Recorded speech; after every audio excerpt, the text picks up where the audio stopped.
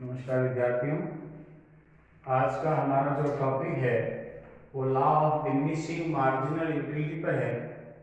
विद्यार्थियों, इससे पूर्व कंटेंट में मैंने आपको यूटिलिटी एनालिसिस के बारे में बताया था, यानी उपयोगिता विश्लेषण पर हमने चर्चा की थी और उसमें जो एक अंतिम कंटेंट था जो कि पिछले व्याख्यान में मैंने आपको जो है उसकी स्पष्ट व्याख्या की थी कि measurement of utility, how to measure the utility जो है, किस प्रकार से हम इसका मापन करें। और उसके संदर्भ में मैंने दो कंसेप्ट आपको बताए थे। एक कंसेप्ट हमारा कार्डिनल अप्रोच थी और दूसरी ऑर्डिनल अप्रोच थी। कार्डिनल अप्रोच जो कि गणनावाचक दृष्टिकोण था, जिसे प्रोफेसर मार्शल ने दिया था, और मार्शल ही कहते हैं कि उपयोगिता का मापन किया जा सकता है, यानी उपयोगिता मुद्रा द्वारा मापी जा सकती है।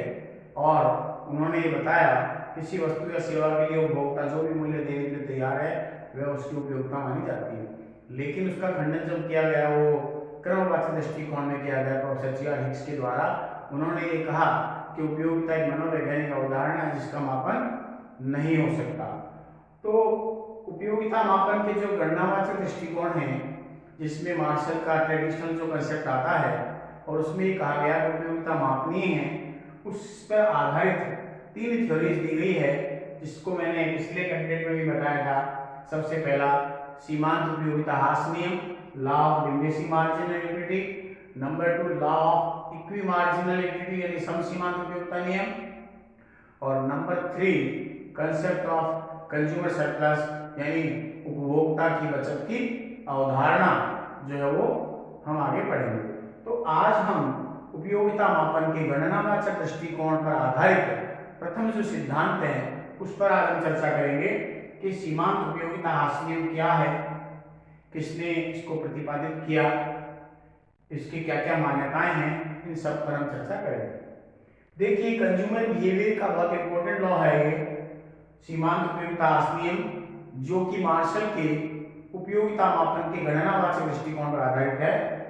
इस नियम का सर्वप्रथम प्रतिपादन H गॉसेन द्वारा किया गया, इसलिए इस नियम को गॉसेन का प्रथम नियम अथवा फर्स्ट लॉ ऑफ गॉसेन के नाम से भी जाना जाता है। इस नियम को साइंटिफिकली यानी एक विधिवत रूप से, क्रमबद्ध रूप से, वैज्ञानिक आधार पर इसकी जो विधिवत व्याख्या की वो एल्फ्रेड मार्शल यानी प्रोफेसर मार्शल के द्वारा की गई। और मार्शल ने इस नियम को प्रतिपादित करते हुए लिखा है कि यदि अन्य बातें समान रहे और एक उपभोक्ता किसी वस्तु की विभिन्न इकाइयों का उत्तरोत्तर यानी कॉन्टिन्यूअस लगातार उपभोग करे, तो प्रत्येक अगली इकाई से मिलने वाली सीमांत उपयोगिता या जिसको आप अतिरिक्त लाभ या अतिरिक्त संतुष्टि कह सकते हैं, एडिशनल यूटिलिटी या एडिशनल सेटिस्फैक्शन कह सकते हैं,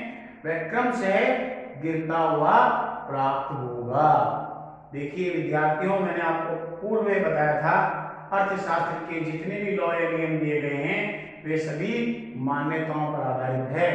इसलिए मार्शल ने भी इस नियम को प्रतिपादित करते हुए लिखा कि यदि अन्य बातें समान रहे तो यह नियम जो है वो लागू होगा। अब ये मान्यताएं क्या है इसके बारे में हम आगे देखेंगे, लेकिन उससे पूर्व यहाँ हम देख रहे हैं कि मार्शल के अनुसार कि यदि अन्य बातें समान रहे और एक उपभोक्ता लगातार किसी वस्तु की विभिन्न इकाइयों का उपभोग करे, तो प्रत्येक वस्तु से मिलने वाली सीमांत उपयोगिता या अतिरिक्त संतुष्टि लगातार गिरती प्राप्त होगी। और एक बिंदु ऐसा आएगा जहां पर उसकी जो सीमांत उपयोगिता है वो शून्य हो जाएगी और यह उपभोक्ता का पूर्ण संतुष्टि बिंदु माना जाता है। क्यों माना जाता है? क्योंकि मैंने आपको कुल उपयोगिता और सीमांत उपयोगिता में जो संबंध बताया था तो उसमें मैंने बताया था तीन परिस्थितियां। पहली ये थी जब सीमांत उपयोगिता पॉजिटिव या धनात्मक होती है तो कुल उपयोगिता में घटती दर से वृद्धि होती है। नंबर 2 मैंने आपको बताया था कि जब सीमांत उपयोगिता शून्य होती है तो कुल उपयोगिता अधिकतम होती है, और जब सीमांत उपयोगिता ऋणात्मक हो जाती है तो कुल उपयोगिता में बढ़ती दर से कमी आती है। और ऐसी स्थिति में कभी भी उपभोक्ता उस स्थिति पर पहुंचना नहीं चाहता है। तो इसका मतलब ये है कि जब सीमांत उपयोगिता शून्य हो जाती है, यानी तो वो स्टेज क्या कहलाती है, उपभोक्ता का पूर्ण संतुष्टि बिंदु कहलाता है। अगर आपसे ये पूछा जाए कि सीमांत उपयोगिता आर्स नियम के अनुसार एक उपभोक्ता को किसी वस्तु की कितनी मात्रा का प्रयोग करना चाहिए, तो आप कहेंगे जिस भोग की इकाई से उसकी सीमांत उपयोगिता शून्य हो जाए वह उसका पूर्ण संतुष्टि बिंदु होगा, क्योंकि जब सीमांत उपयोगिता शून्य होती है तो कुल उपयोगिता अधिकतम हो जाती है। और उसके बाद यदि उपभोग का क्रम जारी रखा जाए तो सीमांत उपयोगिता ऋणात्मक हो जाती है, और ऐसी परिस्थिति में उपभोक्ता का कुल संतुष्टि का स्तर कभी भी अधिकतम नहीं रह पाएगा। तो जो मार्शल ने जो मान्यताएं ली उस मान्यताओं पर हम चर्चा करेंगे, उसके बाद इसका एग्जाम्पल देखेंगे। मान्यता ये है सबसे पहली कि consumption should be continuous. Marshall ने इस नियम को प्रतिपादित करते हुए पहली जो मान्यता दी हुई थी, उपभोग लगातार होना चाहिए, no time gap between the first and second unit, लगातार उपभोग का क्रम निरंतर होना चाहिए, तभी सीमांत उपयोगिता असली लागू होगा।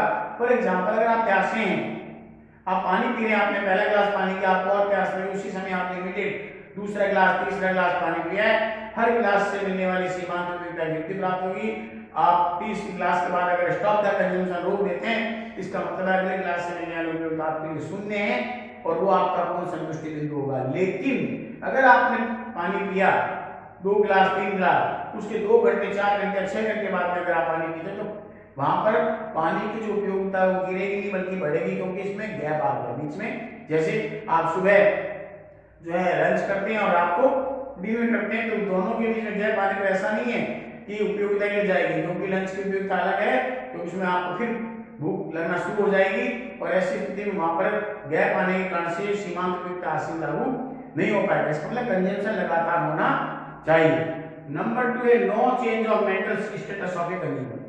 मार्शल ने माना उपभोक्ता की मानसिक स्थिति में कोई परिवर्तन नहीं होना चाहिए, यानी एक नॉर्मल कंडीशन का व्यक्ति होना चाहिए। फॉर एग्जाम्पल, किसी व्यक्ति को अगर कोई किसी प्रकार से कोई भांग वगैरह खिला दी जाए और उसके बाद उसको भोजन के लिए फूड के लिए ऑफर किया जाए, तो उसका सेटिस्फेक्शन लेवल कहाँ होगा पता नहीं है, क्योंकि वो कंटिन्यूसली कंज्यूम करेगा, लगातार खाता रहेगा, हाँ होगा, इसलिए उसकी मेंटल स्टेटस सही नहीं है। सामान्य परिस्थिति का व्यक्ति होना चाहिए, तभी सीमांत उपयोगिता असली लागू होगा।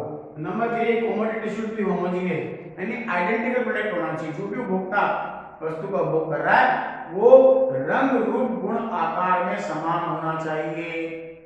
ऐसा नहीं है किसी ने पानी मांगा आपसे, आप उसको चम्मच से पानी पिला रहे हो, उपयोगिता असली लागू नियम हो जाएगा कि उसको और प्यास लगेगी।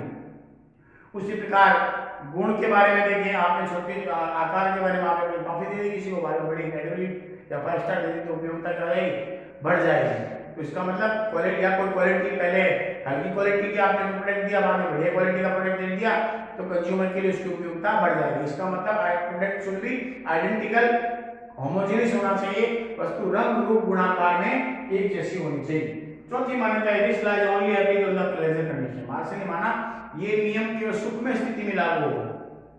सुखमय स्थिति, you are enjoying the picnic, you are enjoying the birthday party, you are enjoying the kitty party, you are going to the outing, all these are the pleasure condition of a जो है you are seeing the movie, ये सब pleasure condition है। तो ये केवल सुखमय स्थिति में होगा। आप पार्टी एंजॉय कर रहे हैं, लगातार 1 घंटे 2 घंटे 3 घंटे डांस करें, उसके बाद एक ऐसा आएगा, अब आप कहेंगे कि नहीं अब मैं थक चुका हूँ, मुझे इसकी जरूरत नहीं है। इसका मतलब दुखमय स्थिति में लागू नहीं होता। कैसे, ड्रॉट कंडीशन है, फेमाइन कंडीशन है, कहीं बाढ़ आ गई, अकाल की स्थिति हो गई, और ये सब दुखमय स्थिति होती है। या किसी व्यक्ति को अगर आप ब्लड डोनेट कर रहे हैं, एक एक बूंद जब जाएगी तो आपके ब्लड की, तो उसको जीवन दान मिलेगा, उसकी लाइफ सेव होगी, तो उपयोगिता गिरने के स्थान पर क्या हो जाएगी, बढ़ जाएगी। अगर आप किसी अकाल क्षेत्र में जाकर के गेहूं का या अनाज का वितरण करते हैं तो उसकी उपयोगिता गिरने के स्थान पर बढ़ जाएगी। अगर कि फ्लड आ रहा है, भोजन के पैकेट अगर हेलीकॉप्टर से गिराए जा रहे हैं, तो वहां पर भोजन की उपयोगिता कम होने के स्थान पर क्या हो जाएगी, बढ़ जाएगी। All these are the not pleasure condition. तो सुखमय अवस्था अगर है तो ये लागू होगा। उसके बाद this was only related to the individual. देखिए ये नियम इंडिविजुअल पर लागू होता, ग्रुप पर लागू नहीं होता। जैसे मेरे पास अगर मान लीजिए मोबाइल है, मेरे पास दूसरा मोबाइल अगर आता है तो निश्चित तौर पर उसकी उपयोगिता पहले के तुलना में कम होगी, और अगर तीसरा आता तो कम हो जाएगी। मेरे पास एक कार है, दूसरी कार आ जाती है, कार जाए लगातार कंटिन्यूसली डिक्लाइन हो जाएगी मेरी उपयोगिता। लेकिन अगर फॉर एग्जांपल अगर मान लीजिए गैस कनेक्शन बाहर जो राजस्थान में अगर 5 करोड़ है और सरकार कहते हैं कि 1 करोड़ को नए कनेक्शन दे रहे हैं, तो वो लोग जो डिप्राइव्ड थे, इससे वंचित थे, उन्हें इसकी फैसिलिटीज का लाभ मिलेगा और ऐसी स्थिति में वहाँ उपयोगिता केंद्र के स्थान पर क्या हो जाएगी, बढ़ जाएगी। तो ये ग्रुप पर एप्लीकेबल नहीं होता, ये नियम केवल इंडिविजुअली एप्लीकेबल होता है। फिर है good should not be essential, should be essential commodity. जो भी वस्तु उपभोग किया जा रहा है, वो जो क्रय की जा रही है, वो एक सामान्य वस्तु होनी चाहिए। जैसे आपकी बिल्कुल नेसेसिटी जो होती है जीवन की, फंडामेंटल, जैसे कहते हैं रोटी कपड़ा और मकान, तो वो इस प्रकार की है, तो उन वस्तुओं के संदर्भ में निश्चित होगा। लेकिन अगर ये कोई फिक्टिशियस कोई वो है, कुछ डायमंड ज्वेलरी है, गोल्ड ज्वेलरी, उन पर कहते हैं ये लागू नहीं होगा, क्योंकि और ज्यादा आपके पास आएगी तो कंज्यूमर इसके लिए और अधिक लालच होता है, उसकी मांग जो है और ज्यादा बढ़ जाती है। उसके बाद में no change in consumer income, taste and preference, this is the fundamental assumption in the every economic laws. सभी आर्थिक नियमों में लागू होती है उपभोक्ता की आय, फैशन, रुचि, स्वभाव में किसी प्रकार का परिवर्तन नहीं होना चाहिए। और उसके बाद में ये भी माना गया है, अंतिम जो मान्यता दी गई वो है कंज्यूमराइजेशन। उपभोग इस नियम को प्रतिपादित करते हुए प्रोफेसर मार्शल ने माना कि उपभोक्ता एक विवेकशील प्राणी है और the main aim of a consumer to get the maximum satisfaction by limited income और रिसोर्सेज। यानी उपभोक्ता का मुख्य उद्देश्य क्या है, सीमित आय से अधिकतम संतुष्टि प्राप्त करना है। तो these are the some assumptions which is taken by the Professor Marshall for propound this law. अब अगर इसका कुछ एग्जांपल देखें तो मैं कुछ इस प्रकार से बताऊंगा। यह यूनिट्स ऑफ और संचय की इकाइयां हैं, ये टोटल यूटिलिटी का कॉलम है और ये मार्जिनल यूटिलिटी। आप देख रहे हो 1 2 3 4 5 6 लगातार ये है। आप सीमांत उपयोगिता मैंने मानी है 6 4 2 0 -2 और -4। देखिए सबसे पहले लगातार पहली इकाई पर सीमांत उपयोगिता 6 मिली, दूसरी पर कंपेयर की लगातार उपभोग करने कम हो जाएगी 4, फिर 2 हो जाएगी, फिर 0 हो जाएगी, फिर 2 -3 हो जाएगी और बाद में -4। अगर हम इसको योग करें तो TU आके, TU का मतलब है, मैं बताया था पिछले कंटेंट में कि TU is the sum of MU। तो देखिए इसको CF कर लीजिए, 6 में 4 जो 10, 10 में 2 जोड़ेंगे 12, 0 जोड़ेंगे 12। अब ये 12 प्लस का है, 2 माइनस का है, तो ये 10 और ये 4 माइनस का 10 प्लस का, ये प्लस का 6 आ गया। तो ये हमारी इस प्रकार से टेबल बनी। अगर हम इसको प्लॉटेड करें तो देखिए यहाँ पर इस प्रकार मैक्सिमम वैल्यू हमारी 6 है, तो 1 2 3 4 5 6 और यहाँ पर माइनस में मैक्सिमम वैल्यू 4 है, तो 1 2 3 4। ये OX एक्सिस से नीचे ये माइनस में MU आएगा और यहाँ पर प्लस में MU आएगा और यहाँ पर MU बराबर 0 हो जाएगा। आप देख रहे हैं लगातार सीमांत उपयोगिता गिरती जा रही है। यहाँ पर चौथी इकाई पर 0 हो गई, पांचवी इकाई पर -2 हो गई, छठी इकाई पर जो है -4 हो गई।